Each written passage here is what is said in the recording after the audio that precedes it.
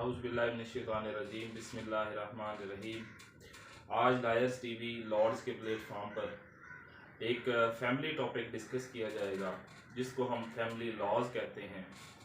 इस हवाले से चंद जो बेसिक पॉइंट्स हैं वो डिस्कस किए जाएंगे ताकि जो फैमिली के रिलेटेड इश्यूज होते हैं उनकी ग्रीवियंस जो है वो किस तरह होती है और उनकी क्या क्या रेमेडीज़ अवेलेबल हैं और उन रेमेडीज़ को किस कोर्ट से लिया जाता है और उस कोर्ट्स को क्या इख्तियारात हासिल हैं। तो ये बेसिक पॉइंट्स जो हैं इस पर डिस्कस किया जाएगा। फैमिली कोर्ट्स असल में फैमिली कोर्ट्स वो होती हैं जो कि जिनको इख्तियारात दे दिए जाएँ फैमिली इश्यूज़ को रिजॉल्व करने के लिए। फैमिली जो इख्तियारात हैं वो सिविल जजेस को ही दिए जाते हैं। जो सिविल जजेस आम होते हैं, आम जो सिविल जजेस अपॉइंट होते हैं, कुछ स्पेसिफिकली इनके लिए फैमिली जजेस जो हैं वो उनकी डायरेक्ट अपॉइंटमेंट नहीं होती, बल्कि जो सिविल जजेस होते हैं उन्हीं को वो इख्तियारात दे दिए जाते हैं कि वो फैमिली मैटर्स को सॉल्व करें। तो बेसिकली ये बात होगी कि फैमिली कोर्ट्स कौन सी होती हैं। अब चूँकि पंजाब में फैमिली कोर्ट्स का थोड़ा सा उन्होंने अलग सेटअप बना दिया है, लेकिन जजेस जो हैं वो सिविल जजेस ही मोस्ट उनमें से कुछ सीनियर्स को ख़ास तौर पर उस फील्ड में उस कोर्ट्स में अपॉइंट कर दिया जाता है ताकि ये सिविल जो फैमिली इश्यूज़ हैं इनको रिजॉल्व करें। अब फैमिली जो लफ्ज़ है इसी से आपको अंदाज़ा हो जाएगा कि कौन कौन से केसेस होते हैं। फैमिली मियाँ बीवी को कहते हैं, मियाँ बीवी बच्चों को, ये एक फैमिली होती है। और इस फैमिली में जब कोई इशू आता है तो उसको फैमिली दावा कहते हैं।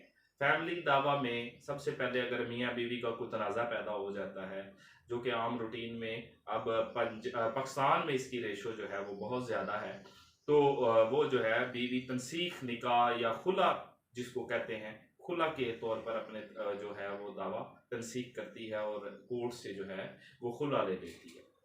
उसको बेसिक जो पहला स्टेप हो गया ये। अगर तो इस इशू पे मसालत के दौरान सुलह हो जाए तो ठीक है, गुड एंड वेल है, लेकिन अगर नहीं होती तो जब तक वो बीवी उस खामद के निगाह में रहेगी तो वो उसको पूरा हक है कि उसका खामद उसको जो है वो मेंटेनेंस का खर्चा, जिसको खर्चा नाम नफका कहते हैं, वो पे करने का पाबंद होगा। मेंटेनेंस का दावा करेगी औरत, कोर्ट उसको डिग्री करेगी, उसके बाद उसका इजरा होगा और वो रिसीव होगा। वो हर सूरत खामद को पे करना पड़ेगा, अगर वो नहीं पे करेगा तो वो जेल जाएगा। वो आगे डिटेल से मैं वो बातें डिस्कस करता हूँ। बच्चों का खर्चा जो है ये भी खामद की जिम्मेदारी है, बाप की जिम्मेदारी है कि अगर उसने उसके बच्चे हैं तो उसे हर सूरत अपने बच्चों का खर्चा जो है वो पे करना पड़ेगा। उसका बच्चों का जो है खर्चा नाम नफका वो देना पड़ेगा। बच्चों का जो खर्चा है वो कोर्ट उसको डिग्री करेगी। और इसमें जो एक बात है कि इंटरम ऑर्डर, इंटरम खर्चा उसका on the very next date जब बंदा मुद्दा ले जब कोर्ट में हाजिर हो जाएगा तो तब से वो खर्चा शुरू हो जाएगा। जब तक वो दावा डिग्री नहीं होगा इस दौरान भी उसको खामद जो है वो खर्चा देने का पाबंद है। 17A सेक्शन है, उसके तहत वो खर्चा जो है वो साथ साथ पे करेगा।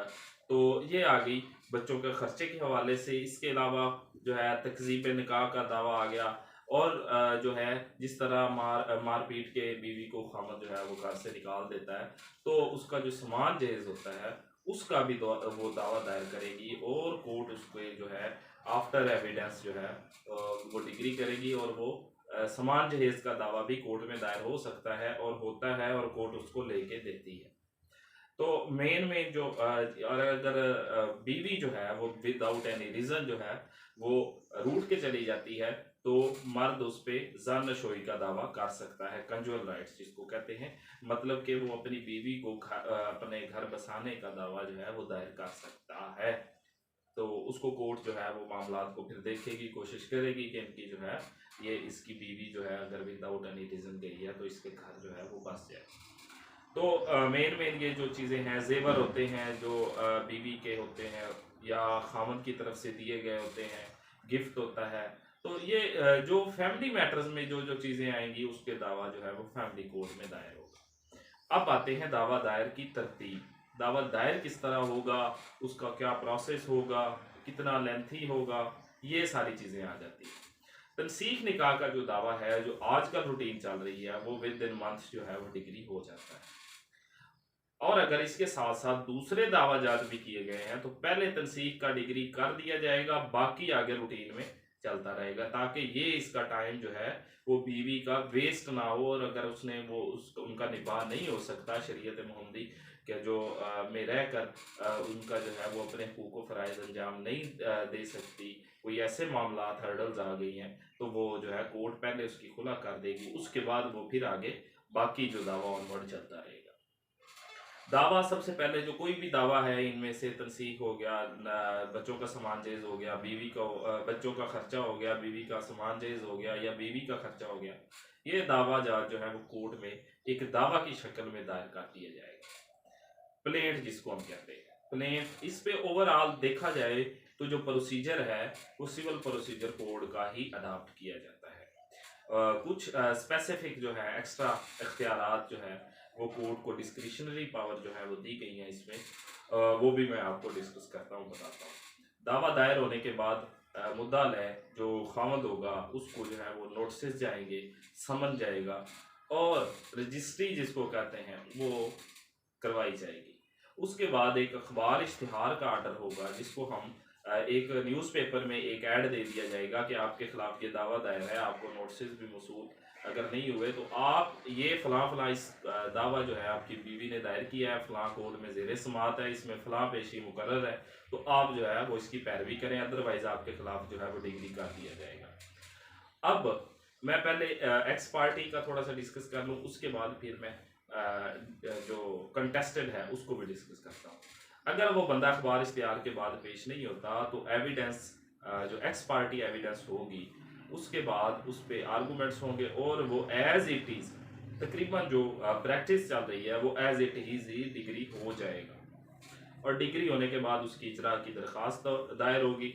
अब जो है वो थोड़ा सा इसमें चेंजेस आई हैं सिविल प्रोसीजर में, लेकिन इसकी इजरा की एप्लीकेशन दायर होगी और उसके पहले नोटिस जाएंगे, उसके बाद उसके वारंट गिरफ्तारी जाएंगे और वो डिग्री सेटिस्फाई करवा दी जाएगी, कोर्ट उसको करवाएगी और ले कर देगी। ये इन शॉर्ट आ गया एक्स पार्टी।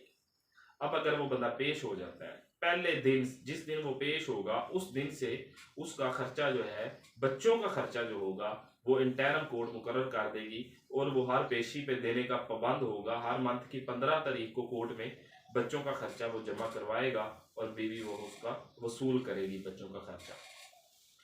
अगर उसमें जो है वो खर्चा नहीं जमा कराता तो उसकी जो है वो राइट क्लोज कर दिया जाएगा, उसको जवाब दावे का राइट नहीं दिया जाएगा, उसको एविडेंस का राइट नहीं दिया जाएगा। अगर वो खर्चे में कोई हेर फेर करता है तो उस कोर्ट को डिस्क्रिशनरी जो वसी इख्तियारात इस मामले में दिए गए हैं।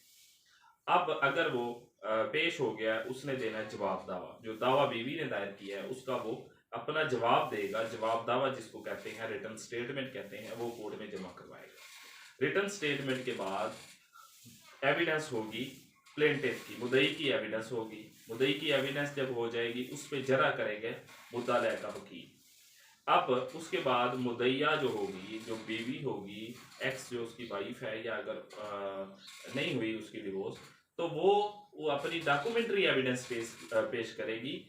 फॉर एग्जांपल जो है जो सामान जेज है उनकी रसीदात पेश करेगी, बच्चों के जो अगर वो स्कूल में पढ़ते हैं तो वो पेश करेगी। मुद्दा लय की अगर कोई जॉब है तो उसको साबित करेगी कि इसकी कितनी इनकम है, उस हिसाब से कोर्ट उस बच्चों का भी खर्चा मुकर्रर करेगी और हैसियत देखेगी। डॉक्यूमेंट्री एविडेंस के बाद मुद्दा लय की एविडेंस होगी, ओरल एविडेंस जिसको हम कहते हैं। उसके बाद उस पे मुद्दइया का वकील जरा करेगा। अब जब जरा हो जाएगी तो डॉक्यूमेंट्री एविडेंस जो होगी वो पेश करेगा मुद्दा लय। मुद्दा लय अपनी डॉक्यूमेंट्री एविडेंस पेश करेगा कि मेरी इतनी हैसियत नहीं है, मेरी इतनी माली हैसियत नहीं है कि मैं इतना ज़्यादा खर्चा पे करूं, मेरा नहीं गुजारा होता। वो जो भी उसकी होगी, अगर खर्चा वो सामान जहेज नहीं दिया गया, थोड़ा दिया गया है, तो वो अपना मौक़िफ़ जो है वो एविडेंस के ज़रिए पेश करेगा और उस पे मुद्दइया का जो वकील होगा उन पे जरा करेगा और अपनी बात को वो जो है वो निकलवाएगा, सच को उगलवाएगा जिसे हम कह सकते हैं। अब जब उसके बाद वो डॉक्यूमेंट्री एविडेंस देगा मुद्दा लय। डॉक्यूमेंट्री एविडेंस देने के बाद फाइनल आर्गूमेंट्स होंगे, दोनों पार्टीज के फाइनल आर्गूमेंट्स होंगे। जो एविडेंस हुई, जो क्रॉस में कुछ चीज़ें सामने आई, डॉक्यूमेंट्री एविडेंस में जो चीज़ें सामने आई, ये सब कुछ फाइनल आर्गूमेंट्स में डिस्कस किया जाएगा और फैसला हो जाएगा। इतना शॉर्ट सा ये प्रोसेस है, बिल्कुल शॉर्ट सा प्रोसेस है, तो ये कोई इतना लेंथी नहीं है। जब डिग्री हो जाएगी उसके बाद फिर आगे का जो प्रोसेस है वो इजरा का है, इजरा की एप्लीकेशन होगी,